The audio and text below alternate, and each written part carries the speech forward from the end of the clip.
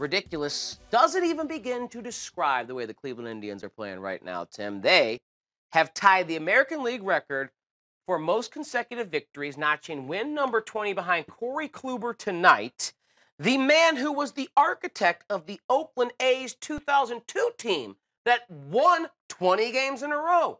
Billy Beane. They named him, or they made a movie after him and his model of building a roster. Moneyball. He weighed in on how fatigued the A's were by the end of their run. Remember, Scott Hatteberg hit that walk-off homer after they had lost an 11-run lead to the Royals to earn win number 20 in the streak. When Scott hit that home run, I think everybody knew that it was over. Everybody was just so exhausted at that point. I definitely remember feeling like that we all needed to catch a break.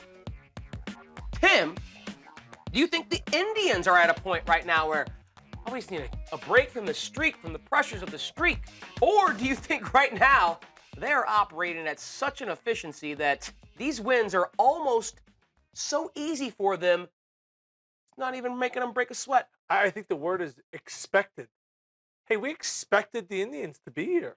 We expected the Indians to bounce back after going to the World Series last year, to compete again and more than likely go again this year. Off to a little bit of a slow start, but once they got rolling, they're not even at full strength.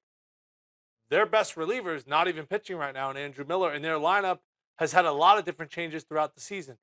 The reason why it's expected is because the past success with that A's team, I mean, heck, they made a movie about them, Tyler, because it was such an unlikely squad, and the way Billy built that team, they weren't really expected to do much, and they go out there and they win 103 games. Yeah.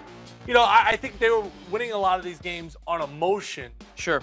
And I think they got caught up in the emotion, which is so much fun. It's awesome to see. But the Indians, this is almost like workmanlike. Business-like, just ruthless efficiency, the way that they pitch. And Corey Kluber, they call him the Klubot, because he is like a robot out there. Rarely shows emotion. Now, Mr. Smile, Francisco Lindor, well, grin from ear to ear.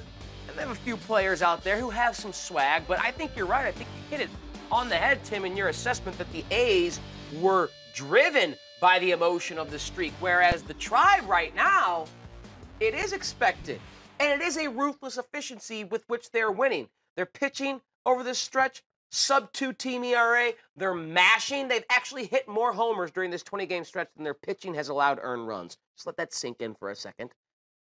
More home runs than their pitching has allowed earned runs over a 20-game stretch. And those A's teams, they were coming off a 100-win season the year before, 90-win season the previous year.